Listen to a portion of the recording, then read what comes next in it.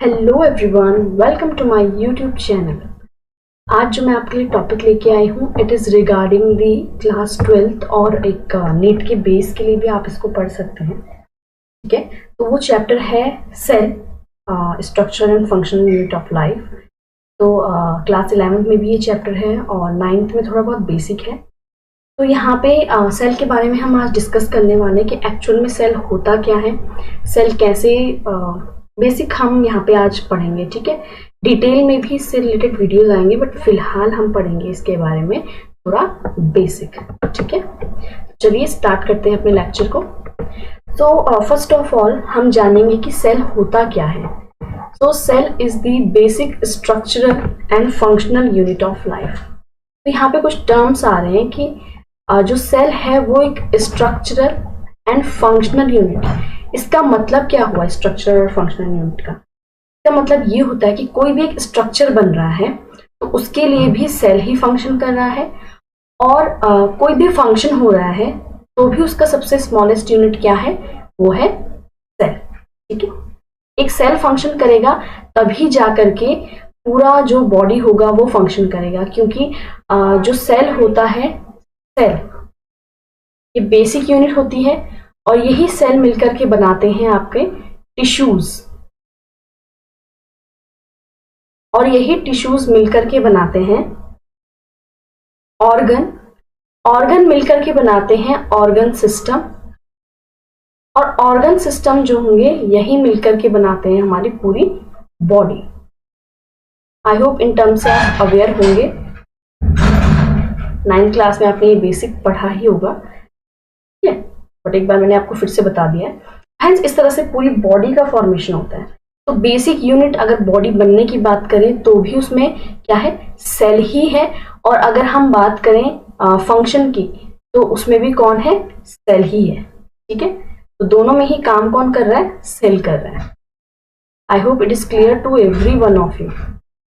ठीक है, अब जो यहाँ पे आप डायग्राम देख सकते हैं, यहाँ पे जो डायग्राम आपको दिख रहा है, यहाँ पे अगर आप ये देखें तो ये सेल का न्यूक्लियस है, this one.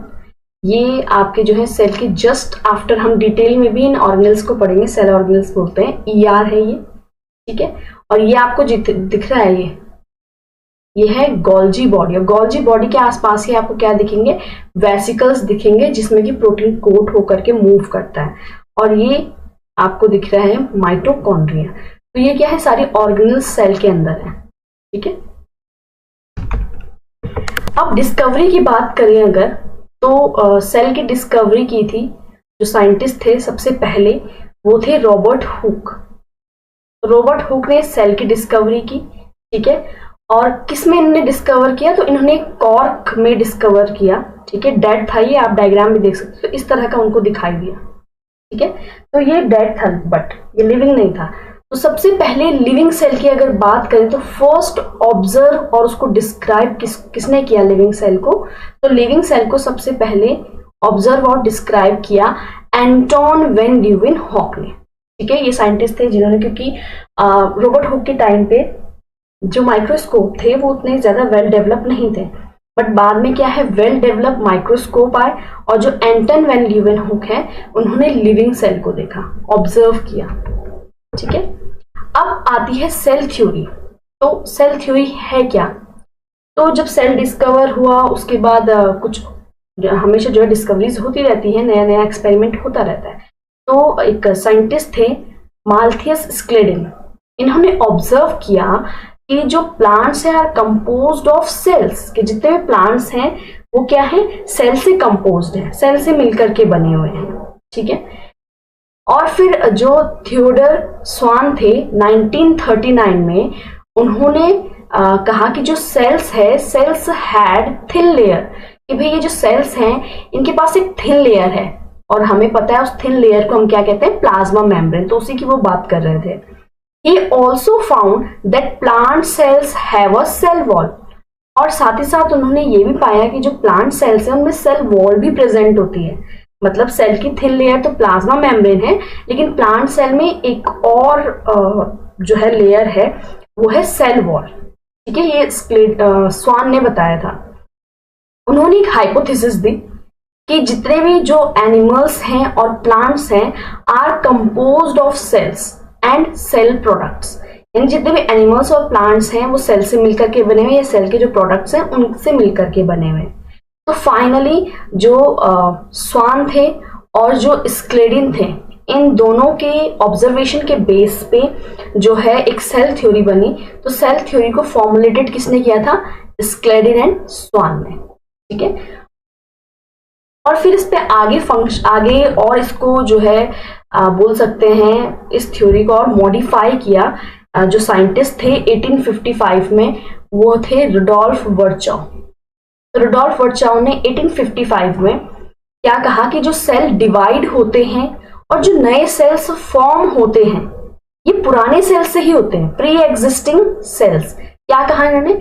Cell divided and new cells formed from pre existing cells, यानी कि जितने भी सेल डिवाइड हो रहे हैं, नए सेल फॉर्म हो रहे हैं, जो पहले से सेल है उन्हीं से हो रहे हैं। इसको इन्होंने जनरल नाम दिया ओमनिस सेलुला ई सेलुली। इसको आप याद रखिएगा, कई बार इस ऐसे में भी क्वेश्चन आते हैं। ओमनिस सेलुला ई सेलुली ये किसने कहा? तो रुडोल्फ वर्चाउ ने कहा, ठीक है। तो इन्होंने सेल थ्योरी को थोड़ा सा मॉडिफाई किया और फाइनली जो सेल थ्योरी का स्टेटमेंट आया हमारे पास वो क्या आया?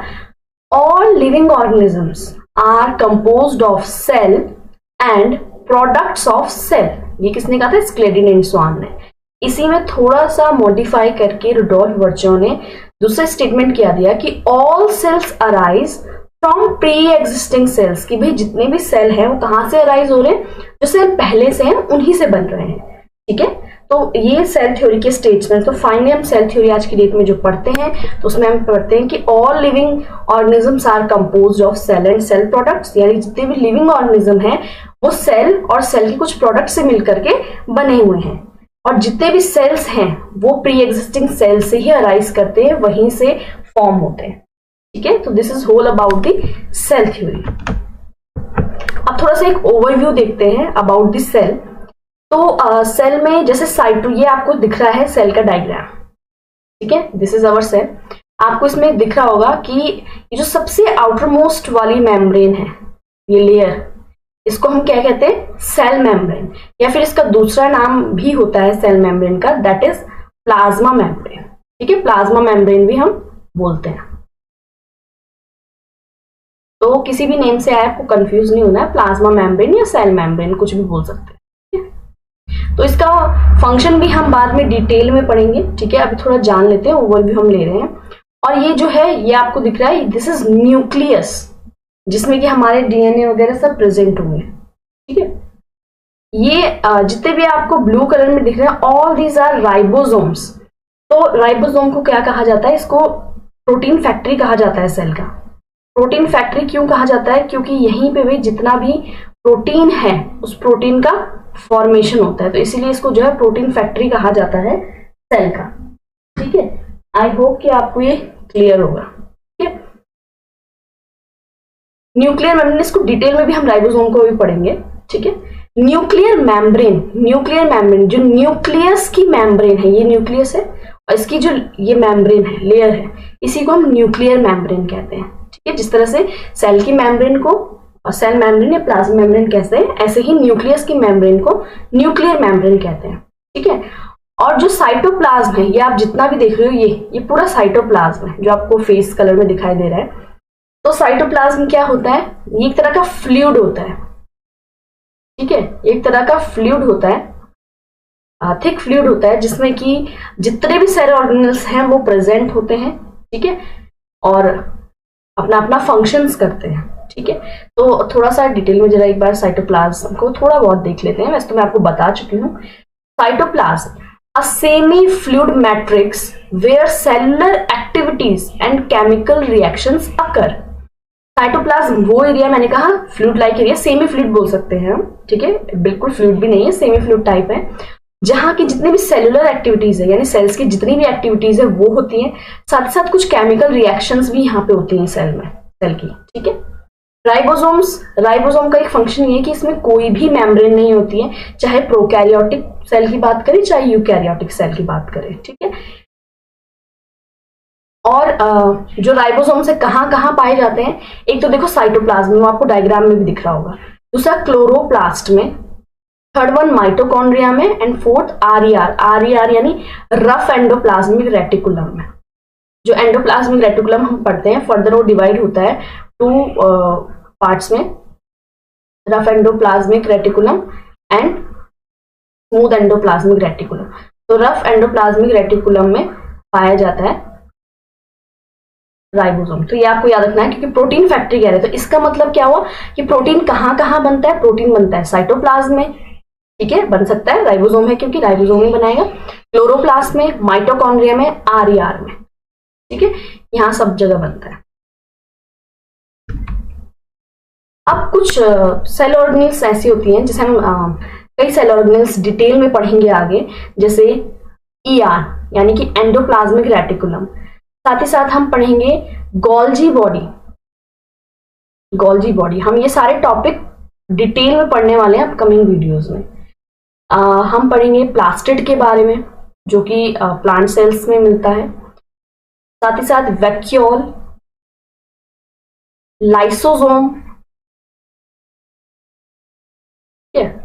Mitochondria which is very very important, mitochondria. साथ ही हम पढ़ेंगे about the nucleus, plasma membrane को हम डिटेल में पढ़ेंगे, ठीक है। तो ये सारे टॉपिक हम कवर अप करेंगे, बट इससे पहले नेक्स्ट लेक्चर में जो है मैं आपको पढ़ाऊंगी प्रोकैरियोटिक सेल के बारे में। जनरल बेस अगर हम प्रोकैरियोटिक यूकैरियोटिक की बात करें तो प्रोकैरियोटिक सेल और यूकैरियोटिक सेल में कुछ कुछ डिफरेंसेस होते हैं, उसी को हम थोड़ा और डिटेल में पढ़ेंगे because we are in 11 class और हम नीट के लिए पढ़ रहे हैं, तो हम थोड़ा सा डिटेल में पढ़ेंगे।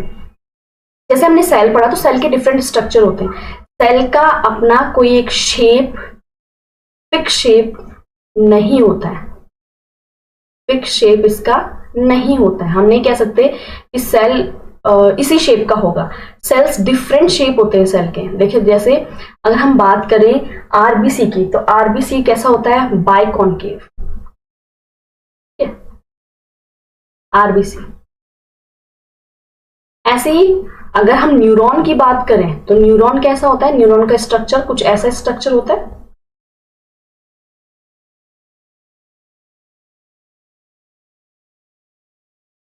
कुछ ऐसा स्ट्रक्चर होता है, तो काफी लॉन्ग ये स्ट्रक्चर होता है न्यूरॉन का, ठीक है, इस तरह से। तो क्या एक आरबीसी का और न्यूरॉन का स्ट्रक्चर सेम है? नहीं है, ठीक है, डिफरेंट है। ये काफी लॉन्ग है, इलोंगेटेड है, जबकि आरबीसी ऐसा नहीं होता है। आरबीसी कुछ इस शेप का हो गया, ऐसे करके, ठीक है। ऐसे ही डिफरेंट सेल्स के डिफरेंट स्ट्रक्चर्स होते हैं, तो कोई एक पर्टिकुलर शेप नहीं होता है इनका, डिफरेंट डिफरेंट शेप्स के पाए जाते हैं, अलग अलग शेप। इवन आप ब्लड सेल्स में देख लोगे तो कुछ न्यूट्रोफिल, बेसोफिल, सब में अलग अलग शेप वगैरह इनके होते हैं। कोई भी एक फिक्स शेप नहीं होता है सेल का, अलग अलग डिफरेंट डिफरेंट शेप्स के होते हैं, ठीक है। तो नेक्स्ट वीडियो के लिए आप जुड़े रहिए। अगर आपको लेक्चर अच्छा लगा, आज मैं थोड़ा सा बेसिक लेके आई, अभी हमारा थोड़ा सा प्रोकैरियोटिक यूकैरियोटिक भी हम पढ़ेंगे आगे, डिटेल में पढ़ेंगे, बट लेकिन ये आपका बेसिक क्लास था, ठीक है। इसके बाद हम जो है थोड़ा डिटेल में जाएंगे। अगर आपको वीडियो अच्छा लगा हो और आपको पसंद आई हो तो लाइक कीजिए वीडियो को, चैनल को सब्सक्राइब कीजिए और शेयर जरूर कीजिए जिसको भी नीड है, क्योंकि मैं कवर अप करवा रही हूँ यहाँ पे 11th 12th। साथ ही साथ मैं 11th 12th क्योंकि एनसीईआरटी नीट में भी के लिए भी इंपॉर्टेंट होती है, तो मैं थोड़ा डिटेल में ही पढ़ाऊंगी ताकि एनसीईआरटी के थ्रू आपका नीट भी कवर अप, नीट के लिए भी जो है कवर अप हो जाए, ठीक है। तो अच्छे से पढ़िए और जहाँ पे भी आपका डाउट होता है आप उसको मुझसे पूछ सकते हैं। Thank you so much.